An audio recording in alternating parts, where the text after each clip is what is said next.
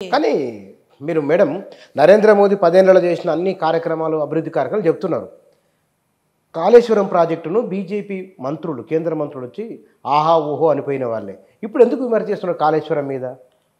Kaleshwaram project గురించి అప్పుడు కూడా చెప్పింది. దాని ప్రయోజనము రైతులకు అందాలనేది ఏకైక లక్ష్యం భారతీయ జనతా. కానీ దాని అవినీతిని విమర్శిస్తున్నాం మేము. దాంట్లో జరిగిన అవినీతిని విమర్శిస్తున్నాం మేము.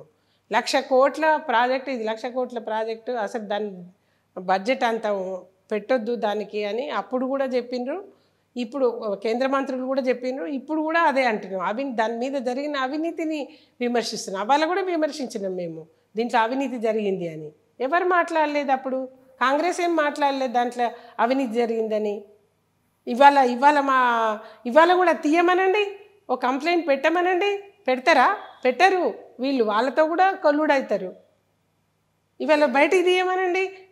కాళేశ్వరం ప్రాజెక్టులో అవినీతి జరిగిందని చెప్పి అధికారంలోకి వచ్చిండ్రు కాంగ్రెస్ పార్టీ వాళ్ళు.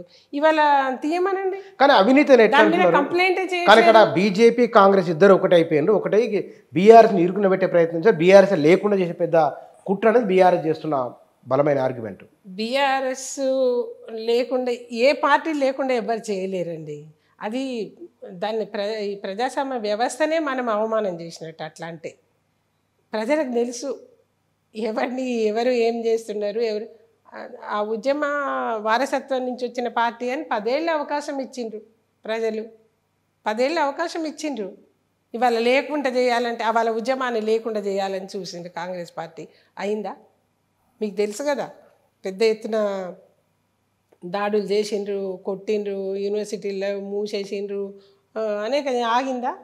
అది ఎవ్వరు ప్రజాస్వామ్యాన్ని అవమానం చేసినట్టు మనం పార్టీని ప్రజలు నిర్ణయించిండ్రు. అది వాళ్ళు ప్రజలకు దూరం అయినరు. 10 ఏళ్ళు సహించిండ్రు వాళ్ళని. చూద్దాం, మనం తెచ్చుకున్న పార్టీ, మనం అధికారంలోకి తెచ్చుకున్న ఏదైతే స్వయం పాలన కావాలనుకున్నామో మన పాలన ఇది అనుకుని వాళ్ళు 10 ఏళ్ళు చూసి. కానీ కేసీఆర్ ఆ మేరకు తెలంగాణలో అభివృద్ధి కూడా దోహదం చేసింది కదా. అదే చెప్తాను, తెలంగాణ అభివృద్ధికి అంటూ ఆయన పాత్ర పెద్దగా లేకపోవచ్చు అనుకుంటున్నాను నేను. అప్పటికే మోడీ గవర్నమెంట్ సేమ్ టైంలో వచ్చింది. 2014లోనే మోడీ గారు వచ్చిండ్రు. అన్ని రాష్ట్రాలతో పాటుగా తెలంగాణ కొత్తగా ఏర్పడ్డ రాష్ట్రం కాబట్టి దీనికి కావాల్సిన వనరులు ఏది పంపితే అది శాంక్షన్ చేసి పంపిండ్రు వాళ్ళు.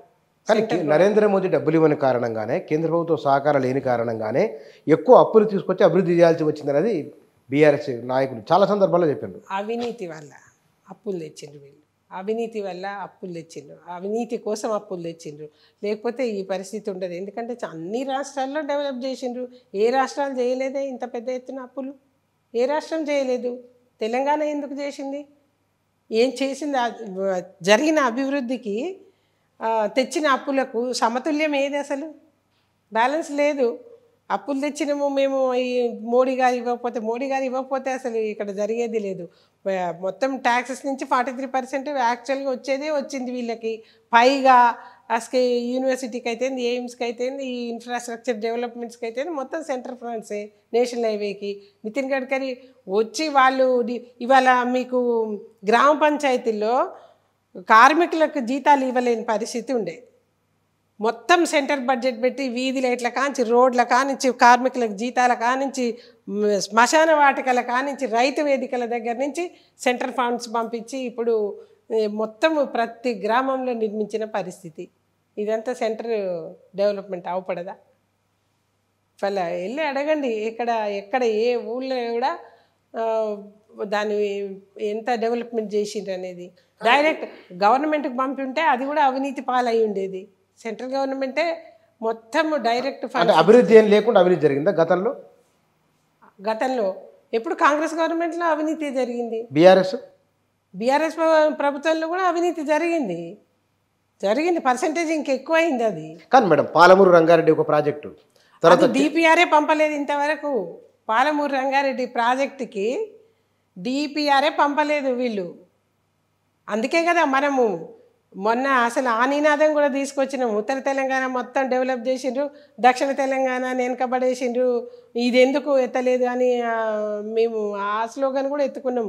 కాకపోతే మనం విభజన అనేది ప్రజల మధ్యన చూపించకూడదు, మనము ప్రాజెక్ట్ కోసం పోరాటం చేద్దాము అనే విషయాన్ని హైలైట్గా తీసుకున్నాం మేము. కానీ మీరు కేసీఆర్ హయాంలో హైదరాబాద్లో వచ్చిన నిర్మాణాలు కానీ, లేకపోతే కనుక కృష్ణా గోదావరి వాటిపైన చిన్న చిన్న ఆనకట్టలు, చెరువుల పూడిక తీత, ఇవంతా తెలంగాణకు కొత్త లైఫ్ ఇచ్చినాయి కదా. ఇన్ని సంవత్సరాల గుజరాత్ కంటే, పంజాబ్ హర్యానా కంటే తలసరి ఆదాయంలో పోటీ పడింది తెలంగాణ. మీరు అంగీకరించరా ఇది? తెలంగాణకు ఉన్న వనరులు అట్లాంటివి, తెలంగాణకు ఉన్న వనరులు అట్లాంటివి. అదే కదా మనం ఉద్యమం చేసినప్పుడు కూడా తెలంగాణకి వనరులు ఉన్నాయి, తెలంగాణకి ఆర్థిక స్వావలంబన ఉంది, అది మాకు చెందట్లేదు అనే కదా మన నిధులు మన నియామకాలు అనేది. కాబట్టి తెలంగాణకి ఉంది. కృష్ణా ఎక్కువ బారేది మన తెలంగాణలోనే, గోదావరి ఎక్కువ బారేది మన తెలంగాణలోనే, హైదరాబాద్ ఉంది మన తెలంగాణలోనే. ఆ రకంగా అనేక రకాలుగా తెలంగాణ ఉంది.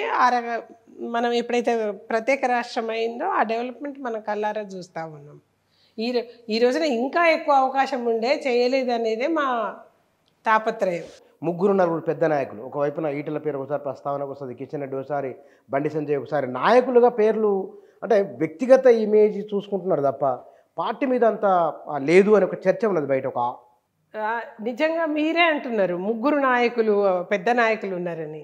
అంటే నాయకత్వాన్ని డెవలప్ చేయాలి అంటే ఒక్క నాయకత్వం కింద ఇవాళ ఎగ్జాంపుల్ నేను చెప్తున్నా, టీఆర్ఎస్ అంటే వెంటనే మీకు కేసీఆర్ కేటీఆర్ గుర్తొస్తాడు, ఇంకొక నాయకుడే గుర్తురాడు. 10 ఏళ్ళు పరిపాలనలో ఉంది, 20 ఏళ్ళు ఉద్యమంలో ఉంది ఆ పార్టీ, 20 ఏళ్ళ ఉద్యమంలో ఉండి 10 ఏళ్ళు ప్రభుత్వంలో ఉండి కూడా ఇంకొక నాయకుడి పేరే వినపడతలేదు. ఇవాళ భారతీయ జనతా పార్టీ పేరు ఎత్తండి, మీకు ఎవరు నాయకులు కాదు, డీకే అరుణ కూడా నాయకురాలే, అనేక మంది ఇప్పుడు ఎంపీ రఘునందన్ రావు గారు, అనేక మంది కూడా ఇతర నాయకులు చిన్నవాళ్ళు గెలిచిన వాళ్ళే కాదు, ఓడిపోయిన వాళ్ళు కూడా థిన్ మార్జిన్ తోటి ఓడిపోయిన నాయకులు ఉన్నారు. అట్లా నాయకత్వాన్ని పెంపొందించే దిశగా కూడా పార్టీ ప్రయత్నం చేస్తుంది. నాయకత్వం పెరిగింది అని అంటే పోటీ అనుకోవట్లేదు మేము, నాయకత్వం పెరిగితేనే పార్టీ కూడా డెవలప్ అవుతుందని మేము అనుకునేది. కానీ మనం అసెంబ్లీ ఎన్నికలకు ముందున్న ఒక చర్చ పబ్లిక్లో బీజేపీ రాబోతున్నది వస్తున్న బీజేపీకి అవకాశం ఉంది అని ఒక చర్చ జరిగింది. కానీ ఆ చర్చ ఎందుకోసమని రీచ్ కాలేకపోయినరు, అది కారణం ఏమై ఉండొచ్చు?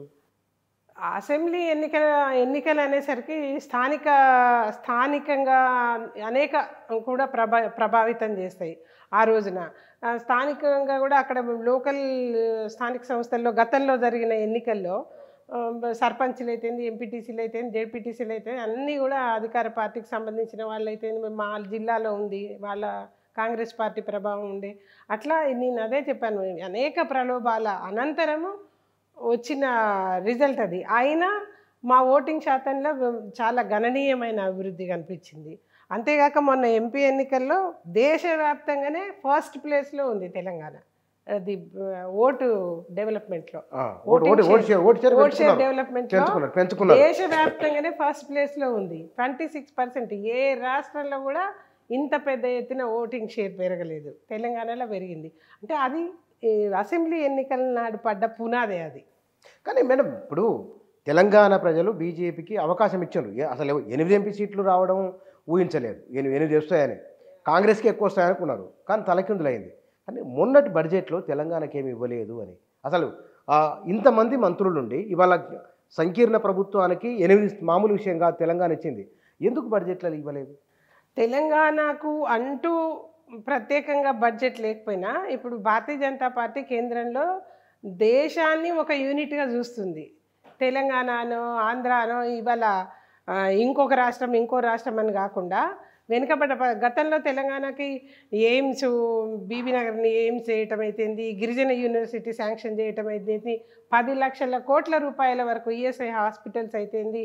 మీరు ఇవాళ చూస్తున్న నిజంగా బుచ్చన్న, నేను నా ఊహ తెలిసిన దగ్గర నుంచి కూడా ఇంత డెవలప్మెంట్, ఇన్ఫ్రాస్ట్రక్చర్ డెవలప్మెంట్ తెలంగాణలో చూడలేదు నేను. అంత పెద్ద ఎత్తున తెలంగాణకి బడ్జెట్ ఇచ్చింది. ఆ డెవలప్మెంట్ తోటే ఇవాళ హైదరాబాద్ అనేది ఒక ఐకానిక్ ఫిగర్ లాగా ప్రపంచంలో అవపడతా ఉన్న పరిస్థితి ఈ రోజున. అట్లానే స్కిల్ యూనివర్సిటీకి, అట్లానే ఇప్పుడు ములుగులో గిరిజన యూనివర్సిటీకి వాళ్ళు స్థలం చూపించడానికే చానాళ్ళు పట్టింది. మీరు ఒక 4 నెలలు ఆగండి, సికింద్రాబాద్ రైల్వే స్టేషన్ ఎట్లా అవపడుతుందో మీకు. ఎయిర్పోర్టు పనికిరాదు, అసలు శంషాబాద్ ఎయిర్పోర్ట్ కూడా పనికిరాదు, అంత బాగా డెవలప్ చేస్తున్నారు. వందే భారత్ రైళ్ళు ఇవన్నీ తెలంగాణకు ఒక తెలంగాణ అని కాకుండా దేశవ్యాప్తంగా ఒక యూనిట్గా చూస్తూ అభివృద్ధిలో వేగంగా పరిగెత్తుతున్న పరిస్థితి ఈ దేశం. అందులో భాగం తెలంగాణ. అట్లా తెలంగాణని చాలా రకాలుగా డెవలప్ చేసింది. అనేక కాలువలు నాకు తెలుసు. వ్యవసాయ రంగంలో ఎంత ఇవాళ మీరు ఊరికి పోతే రైతు వేదికలు అవపడుతున్నాయండి. మీరు అట్లనే ఊళ్ళలో చూడండి, కాలువలు మొత్తం కూడా తుమ్మ చెట్లు పుట్టి పెరిగిన పరిస్థితి ఉంది. ఇవాళ కాలువలలో నీళ్లు పారుతున్నాయి, కాలువలు కాదు సెంటర్ ఫండ్స్, అవి మొత్తం సెంటర్ ఫండ్.